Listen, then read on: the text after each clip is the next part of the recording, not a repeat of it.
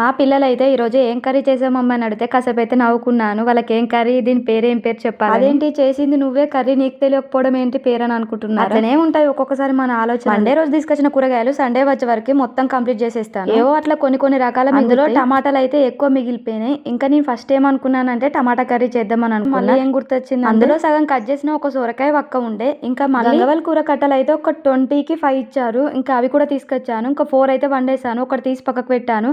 కానీ ఎందుకు పక్కకు పెట్టినో నాకు కూడా తెలియదు. తవ్వకాలలో మొత్తం బయటపడ్డాయి అన్న మిగిలిపోయిన కూరగాయలన్నిటిని కలిపి అయితే కూర వండేసి కనీసం వారంలో ఒక్కసారైనా ఇట్లా ట్రై చేస్తాను. ఇంకా ఈ కర్రీకి అయితే నేను పెట్టుకున్న పేరు వచ్చేసి మిక్స్డ్ టమాటా, గంగవాల్ కూర, సోరకాయ, ఇంకా మిర్చి, ఆనియన్స్ ఇవన్నీ కలిపి అయితే వండేసాను. అందుకే పిల్లలు అడిగితే ఏం కర్రీ చెప్పాలా అని కాసేపు అయితే ఆలోచించుకున్నాను. కూరలు ఎప్పుడైనా తీసుకొచ్చినప్పుడు 5 కట్టలు తీసుకొచ్చినా 6 కట్టలు తీసుకొచ్చినా ఎన్ని కట్టలు తీసుకొచ్చినా ఒక కట్ట మాత్రం పక్కకు పెట్టేస్తాను. ఎందుకు అలా పెట్టేస్తానో నాకు కూడా అర్థం కాదు.